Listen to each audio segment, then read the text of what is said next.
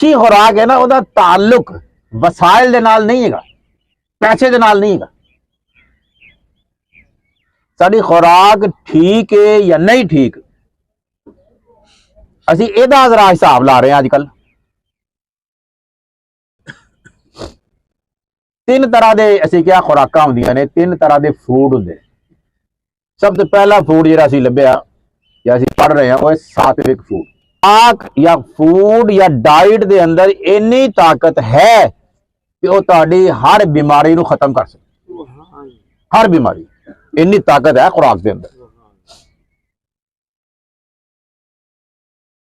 ਸਾਡੀ ਹਰ ਚੀਜ਼, ਮਾइंड, body, brain, blood, energy, ये सारी की सारी खुराक तो ही बनती। सात्विक फूड की निशानी असी की समझी सी कि वह प्योर होंदा है और फ्रैश होंदा है। आलस मैं तुहानूं यही दस्सिया सी कि जिहड़ी गंदम है उन्हें लिया जाए, उन्हें साफ कराया जाए, उन्हें धोता जाए, उन्हें खुश किया जाए, पत्थर की चक्की ते लो RPM ते घट चक्करां ते उहदी ग्राइंड की जाए, उन्होंने घर च इस्तेमाल किया जाए छाने बगैर। इन्हू कहते हैं खालिस आटा। तो जे इन्ना तरद्दुद नहीं कर सकते, तुहाडे कोल इन्ना टाइम नहीं हैगा, तो मेरे सोने टाइम फिर तुसीं इन्ना ही टाइम डॉक्टरां नूं जाके दिओगे। खालिस फूड,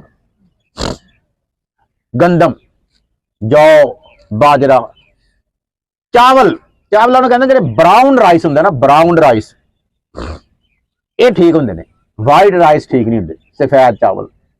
ब्राउन राइस तो वाइट राइस का की गेम है। ब्राउन राइस उन्हें कहते हैं, जिवें असीं गंदम की गल की ना, कि तुसीं मूंजी लई ते मूंजी तो जिस तरह लोग औरतां छट्टदियां ने या बंदे छट्टदे ने, सिर्फ ओहदा जिहड़ा भूसा ना वो अलग कर दिया, जिहड़ा बाकी बचिया उन्हें कहते हैं ब्राउन राइस। जिहड़ा असीं बाजारों लैने ना, वो ब्राउन राइस नहीं होंदा, वो वाइट राइस होंदा। वो इंडस्ट्री च गया होंदा, वो पॉलिश होया होंदा, जब ग्राइंड होंदा, जो पॉलिश होंदा ना, जिहड़ी उहदी उतली सतह होंदी है ना, वो लै जांदी, उही ते खाना उहदे अंदर ते गजाइत होंदी। नट्स एंड सीड्स, बादाम, पिस्ता, काजू, कद्दू दे बीज और जिहड़े भी चीज़ां है ने, ये सारियां प्योर ने।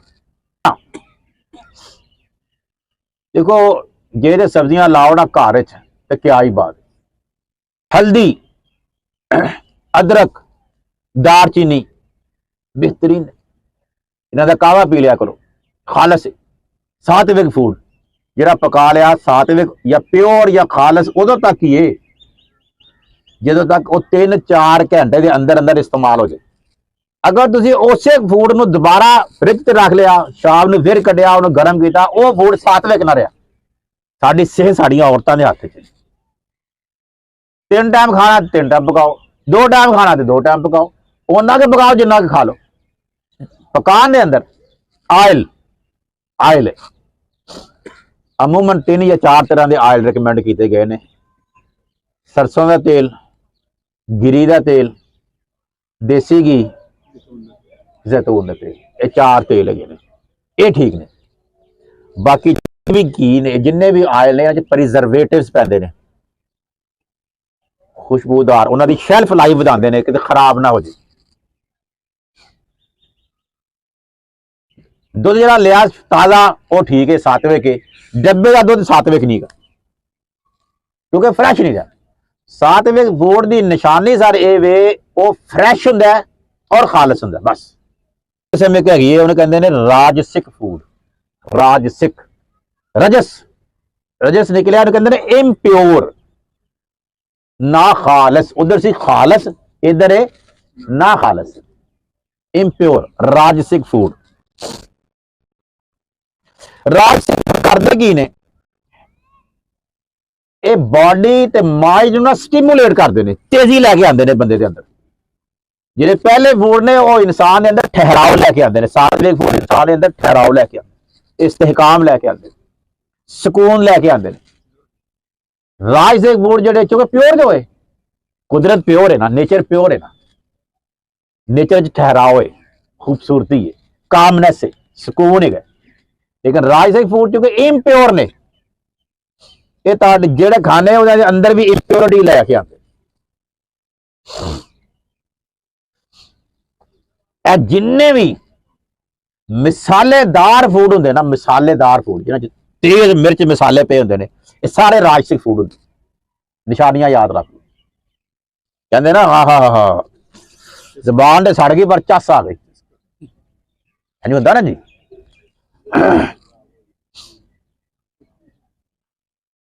काफी होगी, चाय होगी, हर वो फूड जिहदे विच चीनी ज्यादा वे या नमक ज्यादा है, ज्यादा की गल हो रही, ज्यादा ज्यादा मिठा या ज्यादा नमक, और राजसिक फूड है।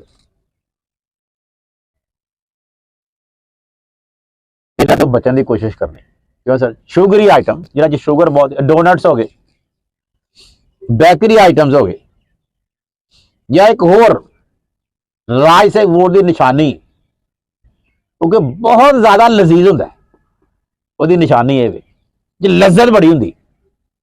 जेड़ा ओवर टेस्ट होवे ना, overly tasty food, all are rajasic food, impurities होंगी। ये तुहाडी बॉडी नूं डल कर देंगे, तुहाडे माइंड नूं छल कर देंगे, लिथार्जी आ जाएगी, सुस्ती आ जाएगी। कहते ने जिन्ना खाना लजीज होंदा है बॉडी वास्ते उन्ना गलीज होंदा। कहते ने सारी दुनिया बद मजा खाने खाती है तो फ्रैश रही, असी टेस्टी फूड खाने हैं सर जी, अधमोए रहने हर वेले। सारी दुनिया खा के फ्रैश होंदी है ते असी खा के अधमोए हो जाते। राजसिक फूड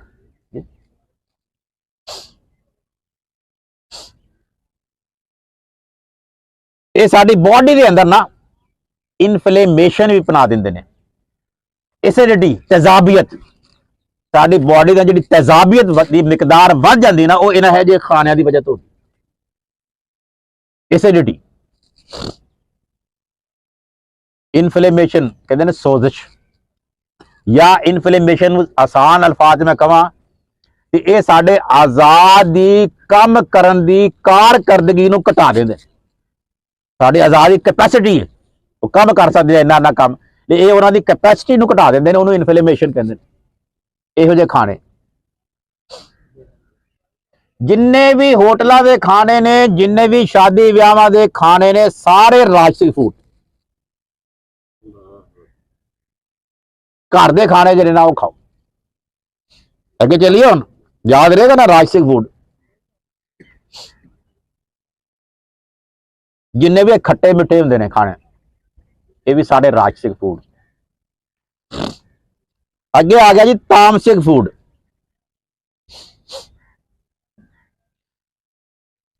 तामसिक फूड की निशानी है वे वड्डी वड्डी, कहते हैं स्टेल। स्टेल का मतलब होंदा बासी खाने। जिन्ने भी बासी खाने ने सारे तामसिक फूड होंदे ने। जिहड़ा रात का पक्या सुबह खाना ना, वो बासी खाना ही होंदा, फ्रैश नहीं होंदा, प्योर नहीं होंदा, बासी खाने। होटलों के तकरीबन खाने बासी होंदे ने, शादी ब्याहां के अक्सर खाने बासी होंदे ने। पहले का पक्या बचिया अगले च पै गया, अगले का बचिया अगले च पै गया। तुहानूं इस गल का पता है वैसे, ये बड़ी पक्की चट्टी गल है कि अमूमन जेडे शादी ब्याहां तो खादियां बोटियां होंदियां ना, खादियां बोटियां अद्धी खादी अद्धी सुट दी,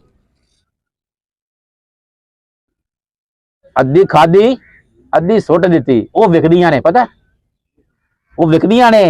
आज जिन्ने चिक्कर जड़े, जिन्ने छोले वाले ने जाके शादी ब्याहां तो मुल लैके आंदे जे, जिहड़े सवेरे तुसीं चनिया च पई हुंदी ना बोटी, अद्धी खादी जे, कहते पता घुल गई है, वो भाई घुली कोई नहीं जाती, वो अद्धी खादी हुंदी जे, वो पहले ही खादी हुंदी जे। यह हकीकत है।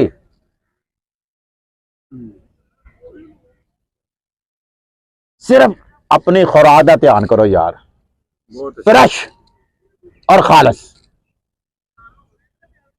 किसी ने एतबार ना करो। पाकिस्तान में कुछ भी हो सकता है, और कुछ हर कुछ हो रहा है। इतने मुर्दार मुर्गी तक खवाई जाती, ਔਰ ਧੜੱਲੇ ਨਾਲ ਵਿਕਦੀ ਜੇ, ਧੜੱਲੇ ਨਾਲ ਜਾ ਕੇ ਮੰਡੀ ਵੇਖ ਲੈਣਾ। ਔਰ ਕਹਿੰਦੇ ਨੇ ਠੰਡੀ ਮੁਰਗੀ, ਠੰਡੀ ਮੁਰਗੀ ਨਾਂ ਰੱਖੇ ਨੇ, ਕੋਕਾ ਕੋਲਾ, ਪੈਪਸੀ, ਪਰੰਡਾ, ਇਹਨਾਂ ਦੇ ਨਾਂ ਰੱਖੇ ਨੇ ਉਹਨਾਂ ਨੇ।